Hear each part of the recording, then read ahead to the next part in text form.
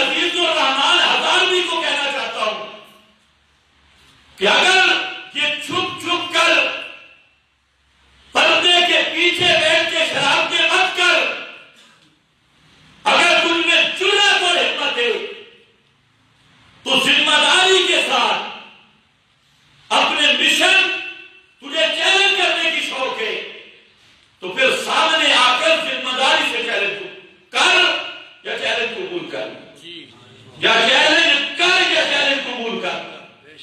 ایسے نہیں کہ اپنے حجرے میں بیٹھ کر چند نیٹ کے مولویوں کو لے کر جو ہر پوری دنیا میں بھگونے ہیں ان کو لے کر وہاں پر بیٹھ کے ہمیں چیلنج کریں گے اور وہ ہمیں کچھ بھی نہیں کہیں گے۔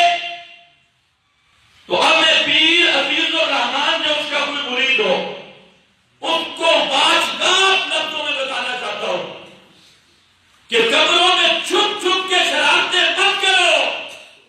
ہماری جماعت کا یہ وتیرہ نہیں کہ ہم خواہ کسی کو چیلنج دیں یا خواہ فساد کریں، یہ تم لوگوں کا وتیرہ ہے۔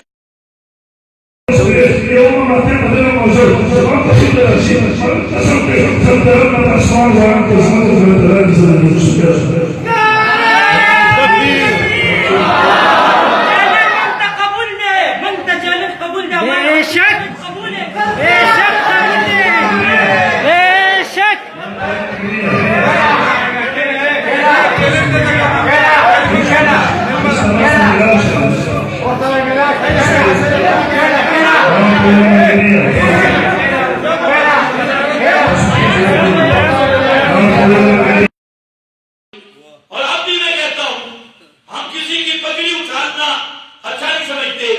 میں کہتا ہوں پیر عزیز الرحمان صاحب آپ ذمہ داری قبول کریں اور آپ ہمارے ساتھ جو جھگڑا ہے اس کو طے کریں، سامنے بیٹھے آپ طے کر کے جس کو مرضی اپنا وکیل بنا دیں۔